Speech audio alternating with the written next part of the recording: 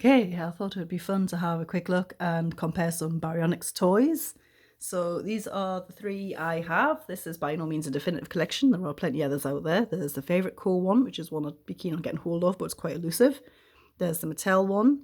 There's also another Mojo Fun version in bright blue, and they are releasing another Baryonyx this year, which has an articulated jaw. But I have this figure, which is as yet unreleased through the virtue of Everything Dinosaur. Thank you very much, Everything Dinosaur. I recommend that you go out and check their YouTube channel out because they actually have previews of some other as yet unreleased figures, such as some of the Papo figures and also the CollectA Protoceratops. Definitely worth checking out. So really, if you didn't know that these all represented the same species, you probably wouldn't realise looking at these three here lined up like this, because they really look very, very different. They've all got sort of different pros and cons and different features, so I'll just have a quick look at each one. First off, this little CollectA Deluxe version in 1:40 scale, though I frequently find that CollectA scale is a little bit out. This is quite a small figure, and being the deluxe figure, they've given it an articulated jaw. This to me is a bit of a bone of contention. It kind of spoils the lines of the figure, and the prototype didn't seem to feature this. It's like it's been retrofitted on and it was never designed to actually accommodate it, so it doesn't work particularly well. It doesn't look great closed. You get this big ugly seam and this stop under the neck, and it's just sort of detracts from the figure a little bit, because really there is an abundance of detail. There's no shrink wrapping or anything like that. It's got this little central midline crest above the eyes here. Lovely little ear canal opening there. Really, really nicely done figure. The only thing with CollectA figures is they do tend to reuse the same paint schemes. So you'll see a very similar paint scheme on the forthcoming Protoceratops, for example. And the detailing on them, they've really gone through the roof in recent years. They've really become quite a tour de force in the dinosaur toy industry in terms of the accuracy and the proportions and the detail on the figures. As you can see, the scale detail is very fine and very nice. Really, really nicely done little figure. And the other thing with this figure is, of course, it is attached to a base, so it's got well-proportioned feet. Those feet should probably be spread out a little bit further for bearing the weight of a creature this size.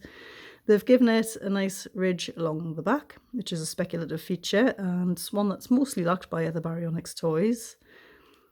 This year, the theropod figures, they're mostly dispensing with the bases, and as a consequence, they've had to make the feet a good bit larger. And I'm not particularly keen on big feet on toy dinosaurs. It's a bit of a shame they've gone down that route. It's a tricky one because in some ways, if you've got a figure stuck to a base, it detracts from the playability a bit. But at the same time, if you've got big feet, it can look a little bit daft. An ideal solution probably would have been to go down the same route that Favourite have gone down and make the figure detachable from the base, retain the base, but make it so that you can take it off and put the figure back as you please. That would have improved the playability. They're actually releasing another version of this very same figure this year in the standard range, so it won't have the articulated jaw, but to all intents and purposes, it'll be every bit as beautiful as this one, heavy claw and everything. The same coloration, all of that, probably slightly smaller, they generally are. As you can see, it's got a very narrow head, which is something that greatly sets it apart from this brand new Mojo Fun figure, which is definitely designed to look good and be played with. I initially assumed this was simply a repaint of the blue version. I don't own the blue version, but I've looked at numerous pictures online, and there do seem to be certain features of this which are different. It seems to have been slightly retooled. It's still got the sort of same stalking, impressive pose. It's very well balanced. Lovely detail on the skin, and the coloration of this figure is definitely showing up brighter on camera than it is in real life. It's not a case like the blue one where it's sort of neon colours. It really is quite naturalistic and nicely done. It's simple, paler on the underside, darker on the over, with, you know, these nice sort of orange stripes and things going on. Other details which make me think it's slightly different to the blue version are the legs seem to be a little thicker and shorter. In the head detail, it seems to be superior in some respects. Look at this beautifully picked out bright yellow eye here. The detailing around the back of the skull seems to be a little bit different. And around the front here, around the teeth seem to be a little smaller and less numerous. Again, it's got the heavy claw for which Baryonyx is named, but it's got a very, very wide head. This is designed to be played with and it'll look good while it's being played with. It'll probably look great when it's photographed as well, especially with all these lovely little individually sculpted scales and folds in the skin. To make up for this not having a base, it has got humongous feet, absolutely immense. The feet of this figure are actually even bigger than the Papo figures. This Papo figure is an absolute behemoth of a Baryonyx, but as you can see, it's got quite nicely proportioned feet for its size. And in the case of my figure, I don't know if I've just been fortunate, but it actually totally stands on its own 2 feet. The tail is well clear of the ground. I do have a little issue with it warping a little in the summer, and it actually tips forward rather than backwards. And to be honest, the prototypes of this figure showed it standing in the tripod position. There's obviously no need for it to stand in a tripod position. It's an absolute masterclass in sculptural engineering. See, it looks absolutely great from this angle. It's in one of those absolutely wacky poses that Papo seem to favour, and I wish they would quit it, because whilst it does look great, and whilst I can appreciate they're trying to make the figures look almost alive, it does kind of lock them into a sort of trap, and actually kind of succeeds in making them look less realistic somehow, which is a shame because the detail on them is absolutely phenomenal and very sort of naturalistic in most cases. As you can see, this one's got the very narrow skull and the midline crest as well. It's always makes me laugh a little bit because the pupils point in slightly different directions and make it look slightly mad. The detail on the head is absolutely phenomenal.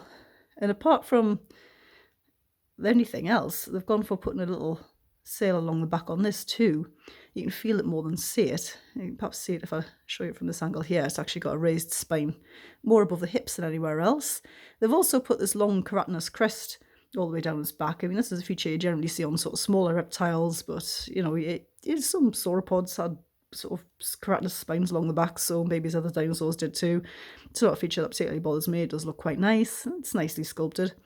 What isn't nicely done on this figure is the paint scheme. It is probably one of Papo's worst. Looks absolutely horrendous.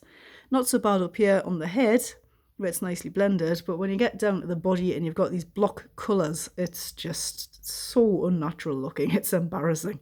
I mean, they could even have just made the spine a darker colour, and that would have looked a little better, but this block grey with these block brown blotches on it just looks, I don't know, it doesn't look remotely naturalistic. It's really not one of the finest moments. However, Papo are very fond of releasing repaints, so I'm optimistic that they will go ahead and release a repaint of this one. It also has an articulated jaw, which is vastly superior in the way it's been engineered compared to the CollectA version. But apart from that, it's one of these figures that's kind of maligned somewhat unfairly, but at the same time it kind of deserves it. I really do wish that Papo would just put them in a more natural position, because it really do sort of do themselves an injustice repeatedly doing this. Bit of a shame. Either way, I hope you've enjoyed having a quick look at all 3 of these figures with me. They're all very beautiful, they all very much have their own merits. You'll find that this one's, for instance, is very stable on those huge feet. You have to really give it a bit of a push to knock it over, and it's probably not going to distort too much or tip over. This one isn't either. Whatever material this is made out of, it's not warped at all on tangles or anything. You know, they're all good figures. They all have their own merits. They've all been done really stylishly. And, you know, I think they look pretty good together. So I hope you've enjoyed this, and I'll see you again.